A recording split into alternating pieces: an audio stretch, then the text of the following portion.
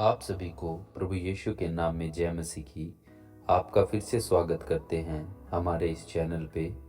तो आज हम बात करेंगे भजन संहिता उसका 23 अध्याय के लिए। भजन 23 जीवन की वास्तविकताओं से संबंधित है। जब आप कठिन निर्णयों का सामना करते हैं तो यह भजन आपके लिए है। जब आप हिम्मत हार रहे होते हैं तो यह भजन आपके लिए है।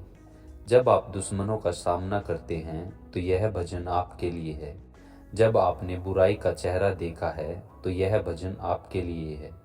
और चूंकि आप एक दिन मौत की घाटी से गुजरेंगे, इसलिए यह भजन आपके लिए है। आपको एक चरवाहे की जरूरत पड़ेगी। परमेश्वर ने 3000 से ज्यादा सालों से अपने लोगों को प्रोत्साहित करने के लिए भजन उसका 23 अध्याय का इस्तेमाल किया है। हो सकता है कि वह आज आपको शक्ति, आशा, सांत्वना और साहस देने के लिए इन जाने पहचाने शब्दों का इस्तेमाल करे। भजन 23 का अर्थ प्रभु के बारे में जानने के लिए है। हर पंक्ति इस बारे में है कि वह कौन है और वह क्या करता है। यह हमारे बारे में भी है। चरवाहे और उसकी भेड़ों के बीच का रिश्ता स्वामित्व का होता है। चरवाहा झुंड का मालिक होता है। जब हम कहते हैं प्रभु मेरा चरवाहा है, तो हम कह रहे हैं प्रभु मेरा मालिक है। अगर आप प्रभु को मानते हैं तो यह आपके लिए सच है। आप अपने नहीं हैं, परंतु आपको तो दाम लेकर प्रभु ने खरीद लिया है। प्रभु यीशु ने आपको अपनी जान देकर खरीदा है। जब हम परमेश्वर के झुंड में होते हैं तो चरवाहा हमारा स्वामी होता है। चरवाहा अपने झुंड के लिए क्या करेगा? भजन 23 हमें इस प्रश्न के 5 अद्भुत उत्तर देता है। वह हमारा मार्गदर्शन करता है, वह हमें पुनः स्थापित करता है, वह हमारी रक्षा करता है, वह हमारी जरूरतों को पूरा करता है और वह हमसे प्रेम करता है। जब प्रभु आपका चरवाहा होता है तो आपके पास वह सब कुछ होता है जिसकी आपको जरूरत होती है। भजन संहिता उसका 23 अध्याय आयत 1 पर अधिक गहरे विचार करें। प्रभु मेरा चरवाहा है, मुझे कोई घटी न होगी। दाऊद इसे एक तथ्य के रूप में बताता है। वह आपकी अगुवाई करता है। ऐसा करने के लिए आपको कुछ करने की जरूरत नहीं। अगर आप परमेश्वर के झुंड में हैं तो यह आपके लिए सच है। यही वह है जो वह आपके लिए करता है। वह हमें कहाँ ले जाता है? सबसे पहले वह हमें विश्राम की ओर ले जाता है। हरी चारागाहों भेड़ों के लिए चरने का साधन उपलब्ध कराती है। वह मुझे हरी चारागाहों में लेटाता है और वह मुझे शांत जल के किनारे ले जाता है। यहाँ मुख्य बात खाना पीना नहीं बल्कि आराम करना है। शायद आपको आराम करना मुश्किल लगता हो। कोई समस्या है जिसे आप हल करना चाहते हैं। कोई बड़ी चुनौती है जिसका आप सामना कर रहे हैं, या कोई डर है जिसके आप जूझ रहे हैं। आपको लगता है कि जब तक आपको जवाब नहीं मिल जाता तब तक आप आराम नहीं कर सकते। लेकिन जब आप जानते हैं कि चरवाहा आपके करीब है तो आप आराम से लेटकर आराम कर सकते हैं। भजन संहिता उसका 23 अध्याय 2 में लिखा है, वह मेरी अगुवाई करता है। अच्छा चरवाहा हमें विश्राम की ओर ले जाता है। वह मेरी आत्मा को बहाल करता है। वह अपने नाम के खातिर मुझे धार्मिकता के मार्ग पर ले चलता है। पहला स्थान जहाँ परमेश्वर हमें ले जाता है वह विश्राम है। दूसरा स्थान जहाँ वह हमें ले जाता है वह धार्मिकता है। यहाँ एक कर्म है। जैसे ही हम विश्राम पाते हैं, हमारे पास सही मार्ग पर चलने के लिए आवश्यक शक्ति होती है। ऐसे समय आएंगे जब मार्ग असंभव लगेगा, या जब आपको परमेश्वर को देखना कठिन लगेगा, या जब उसका निर्देश उन अन्य लोगों के माध्यम से आएगा जिन्हें उसके लिए आपके जीवन में रखा है। लेकिन चरवाहा आपको हमेशा सही मार्ग पर ले जाएगा। जब हम भटक जाते हैं तो चरवाहा हमें पुनर्स्थापित करता है। जब हम लड़खड़ाते हैं वह हमें पुनर्स्थापित करता है।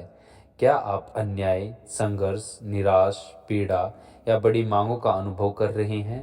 परमेश्वर आपको एक अनोखे और व्यक्तिगत तरीके से पुनर्स्थापित करेगा। खुद के साथ एक ताज़ा मुलाकात कीजिए।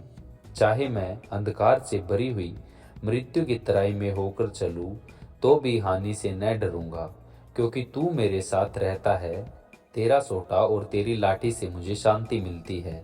भजन संहिता 23 अध्याय आयत 4। मृत्यु ही एकमात्र घाटी नहीं है जो हम अपनी छाया डालती है। मरना आखिर घाटी है, लेकिन ऐसी और भी घाटियां हैं जिनसे हम अपने रास्ते पर चलते हैं। हो सकता है कि आप असफलता, बीमारी या अकेलेपन की अंधेरी घाटी से गुजर रहे हो। अगर आप आज एक मसीह विश्वासी है, तो परमेश्वर आपके साथ अंधेरे में ही उतना ही है जितना कि उजाले में। वह न केवल आपके साथ है, बल्कि वह आपको बुराई से भी बचाएगा।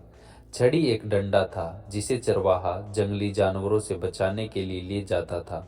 डंडा चरवाहे की लाठी है, जिसका इस्तेमाल वह मेमनों को अपनी बाहों में उठाने के लिए करता है।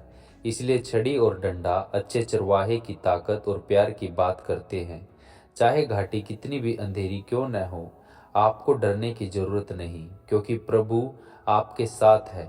कोई भी ताकत आपको उनके हाथों से छीन नहीं सकती। कोई भी चीज आपको उनके प्यार से अलग नहीं कर सकती। भजन संहिता उसका 23 अध्याय आयत 4 में वह मेरी रक्षा करता है। तू मेरे शत्रुओं के सामने मेरे लिए मेज बिछाता है।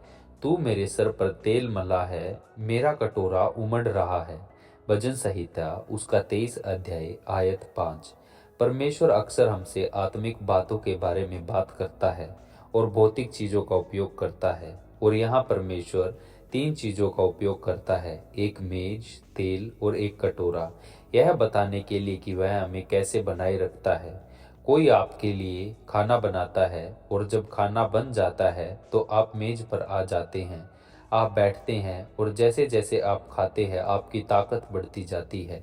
मेज हमें याद दिलाती है कि परमेश्वर हमें नई ताकत दे रहे हैं, हमें सहारा दे रहे हैं। पुराने नियम में तेल का इस्तेमाल भविष्यद्वक्ताओं और राजाओं को नियुक्त करने के लिए किया जाता था। उन्हें तेल से अभिषेक किया जाता था क्योंकि परमेश्वर ने उन्हें एक विशेष कार्य सौंपा था।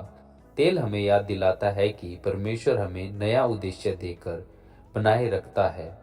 निश्चय भलाई और करुणा जीवन भर मेरे साथ साथ बनी रहेगी और मैं यहोवा के धाम में सर्वदा वास करूंगा। भजन संहिता 23 अध्याय आयत 6। एक चरवाहे के बारे में सोचिए जो अपनी भेड़ों के आगे आगे चल रहा है। भेड़ उसका पीछा करती है और उनके पीछे 2 भेड़ कुत्ते हैं जिनका नाम गुंडेस और मरसी है, जो भटकने वालों का पीछा करते हैं और उन्हें चरवाहों के करीब रखते हैं। अच्छा चरवाहा अपनी अच्छाई और दया के जरिए आपको हमेशा अपने करीब रखता है और आपका पीछा करता रहता है। आपके जीवन में जो भी अच्छा है वह परमेश्वर के हाथ से आता है, इसलिए इसके लिए उसका धन्यवाद करें।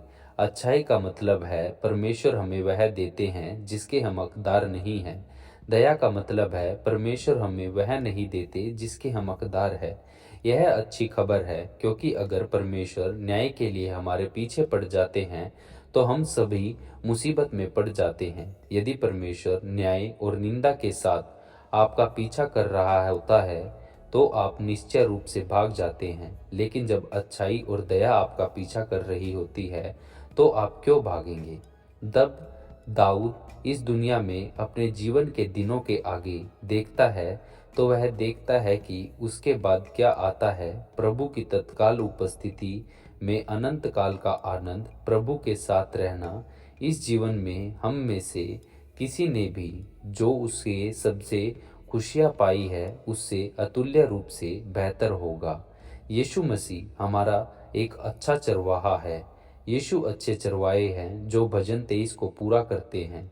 जब वे दुनिया में आए तो उन्होंने कहा, मैं एक अच्छा चरवाहा हूँ। यूहन्ना उसका अध्याय 10 आयत 11 में। हाँ, लेकिन आपको उन पर भरोसा क्यों करना चाहिए? आपको उनका अनुसरण क्यों करना चाहिए? यीशु ने आगे बताया, अच्छा चरवाहा भेड़ों के लिए अपना जीवन देता है। यूहन्ना उसका अध्याय 10 आयत 11 में। हम तो भेड़ों के समान भटक गए थे, हम में से प्रत्येक ने अपना अपना मार्ग लिया। यशाया उसका अध्याय 53 आयत 6 में। हमारे विद्रोह के कारण परमेश्वर का क्रोध हम पर मंडरा रहा था। नरक हमारे पास आने वाला था, लेकिन यीशु ने क्रूस पर नरक की सारी पीड़ा सहन की ताकि हम कभी यह न जान सके कि यह कैसा होता है। उसने स्वेच्छा से हमें अपने जीवन की कीमत पर नरक से बचाया है। यीशु अच्छे चरवाहे हैं क्योंकि उन्होंने भेड़ों को बचाने के लिए अपनी जान दी और क्योंकि वे भेड़ों की देखभाल करने के लिए जीवित हैं।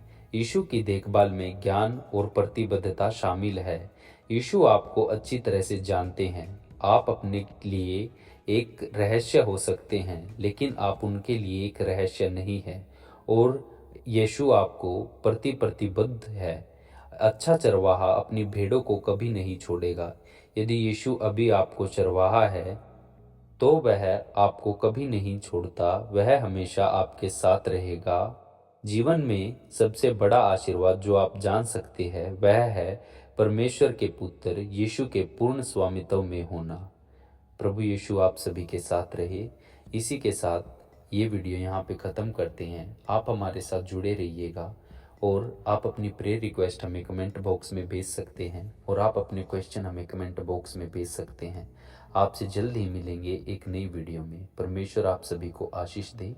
तब तक के लिए आमीन।